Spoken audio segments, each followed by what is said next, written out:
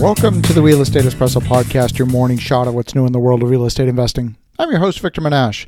On today's show, I'm talking about a property that I placed an offer on and ultimately lost. The west end of Ottawa, Canada has extremely low inventory. Some realtors estimate there are 75 potential buyers for every one seller. Inventory in my part of town is less than 10 days.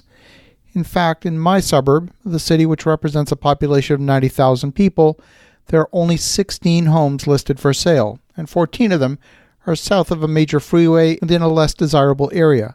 Only 2 of them are north of the freeway, and one of those is already conditionally sold. So to say that there's zero inventory in our market is not much of an exaggeration.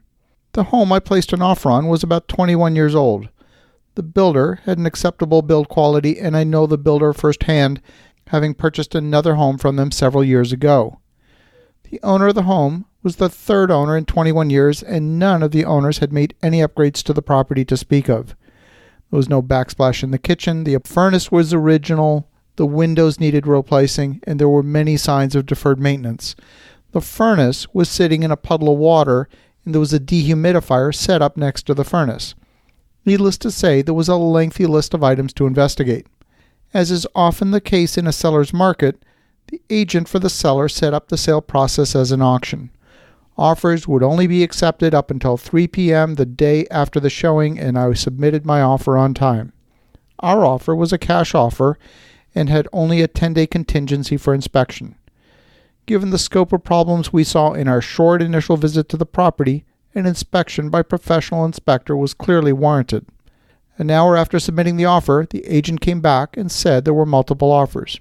Did we want to amend our offer? So in response, I increased our offer price by $10,000 and reduced the inspection contingency period by 5 days. Agent came back an hour later and asked if we could come up another $5,000, which we did. And then by dinner time, the listing agent came back and informed me that we did not win the bidding war. The seller was not comfortable with the inspection condition. They went with another offer at a lower price with no conditions. So here's the interesting situation. The buyer took the risk of a significant amount of deferred maintenance. I personally saw about $30,000 of work with the naked eye in less than 15 minutes viewing the property at nighttime. I probably would have seen a lot more with a proper daytime inspection and still more with a professional building inspection. I think the buyer was silly to take the risk on that much deferred maintenance. Now, I'm not scared of repairs and upgrades. In fact, I was glad the seller didn't try to do a poor quality renovation.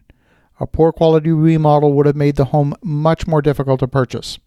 One agent told me this week that in the current market, placing a condition of any kind means almost certainly losing the auction. Now, I don't regret losing the auction. I don't like auctions, and I don't like the artificial scarcity that an auction represents. Auction fever is real, and when it takes hold, paying too much is almost always the result. I'm not an anxious buyer. In fact, I'm never an anxious buyer.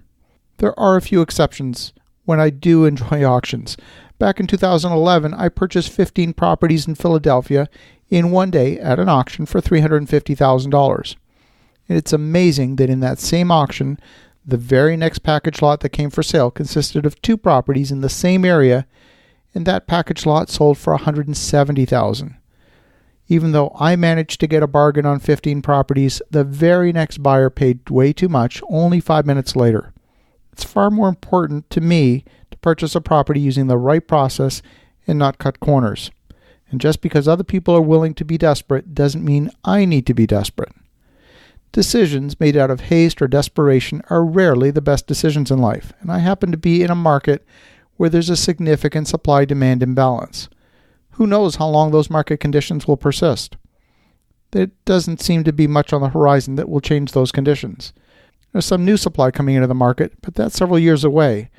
Employment is still strong, influx of population is strong, and prices for most homes are selling well above asking price. I'm willing to be patient and even build new product in the market if necessary. I don't need to go to the auction. As you think about that, have an awesome rest of your day. Go make some great things happen. I'll talk to you again tomorrow.